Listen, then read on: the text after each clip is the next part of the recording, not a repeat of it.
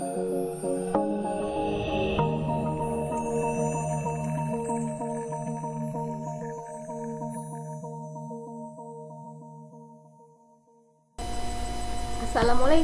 Video kali ini kita akan membahas tentang agile model, itu model tangkas. Secara ringkasnya saya jelaskan di sini sedikit ya.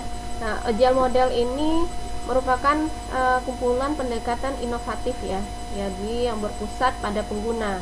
Jadi lebih banyak interaksi dengan pengguna dalam pengembangan sistemnya. Nah, model agile ini model kombinasi dari model proses iteratif dan inkremental ya, dengan fokusnya pada kemampuan proses beradaptasi dan kepuasan pelanggan dengan pengiriman yang cepat. Nah, model pengembangan jangka pendek ya, yang membutuhkan adaptasi cepat dan pengembangan terhadap perubahan apapun ya. Nah, di sini ada ilustrasi dari agile modelnya, kurang lebih seperti ini ya. Di sini ada iterasinya ya, dimana di setiap iterasi ini ada planning, work requirement analysis, designing, building, dan testing, dimana dikerjakan selama kurang lebih ya 1-3 bulan. Nah, kemudian di setiap akhir iterasi ini maka produk tersebut akan ditampilkan ke pelanggan. Nah, kemudian pada sisi yang terakhir nanti ya, setelah untuk pengembangan yang terakhir maka akan dilakukan pengembangan fitur secara lengkap yang sesuai dengan kebutuhan si pelanggannya. Nah, adapun prinsip agile manifestonya, yang pertama individu dan interaksi, di mana dalam pengembangan agile itu ada pengorganisasian diri dan motivasi, ya itu sangat penting ya, di mana kemudian perangkat lunaknya itu yang berfungsi ya di demo, kemudian itu dianggap sebagai cara yang terbaik komunikasi ya dengan pelanggan untuk memahami kebutuhan si pelanggan. Nah, daripada hanya tergantung pada dokumentasi saja ya. Kemudian kolaborasi pelanggan. Nah, di sini karena persyaratan itu tidak bisa dikumpulkan sepenuhnya di awal proyek dengan berbagai faktor ya, dengan berbagai kendala. Nah, maka interaksi dengan pelanggan ini yang secara terus-menerus menjadi sangat penting ya, sehingga nanti benar-benar didapatkan persyaratan produk yang tepat.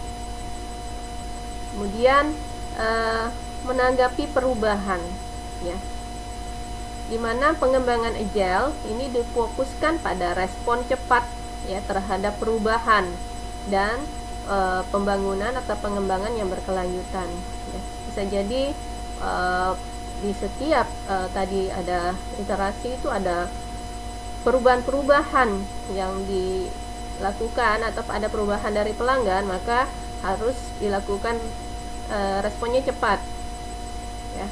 Nah, di sini agile ini dianggap sebagai model yang modern ya. Nah, kemudian di sini disandingkan dengan model SDLC yang tradisional, seperti model waterfall atau model air terjun. Nah, di mana model agile ini didasarkan pada pendekatan adiktif, sementara di model tradisional itu pendekatannya prediktif.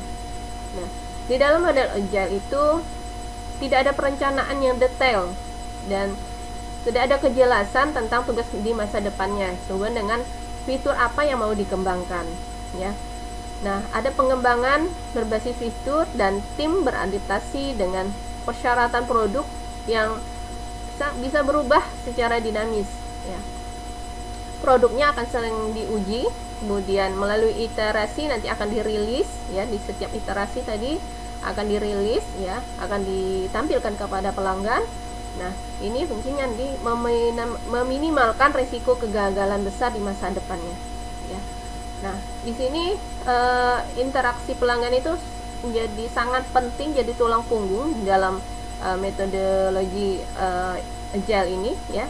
Komunikasi terbuka dengan dokumentasinya minimum dan fitur khas lingkungan pengembangan ini ya, Agile tadi. Nah, tim tangkasnya, tim Agile ini bekerja dalam kolaborasi erat satu sama lain dan paling sering berlokasi di lokasi geografis yang sama. Sementara di model tradisional itu waterfall itu tim prediksinya bekerja dengan perencanaan dan memiliki perkiraan lengkap tentang tugas maupun fitur yang tepat yang akan dikirimkan dalam beberapa tahun atau beberapa bulan atau selama siklus hidup proyeknya. Nah, metode prediksi sebenarnya tergantung pada analisis kebutuhan ya dan perencanaan yang dilakukan di awal siklusnya. Nah, setiap perubahan menjadi tergabung ya melalui manajemen dan prioritas kontrol perubahan yang tepat.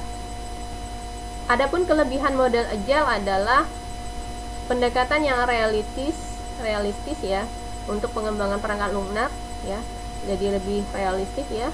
Kemudian fungsionalitasnya dapat dikembangkan dengan cepat dan didemonstrasikan ya. Kemudian persyaratan sumber dayanya yang minimum.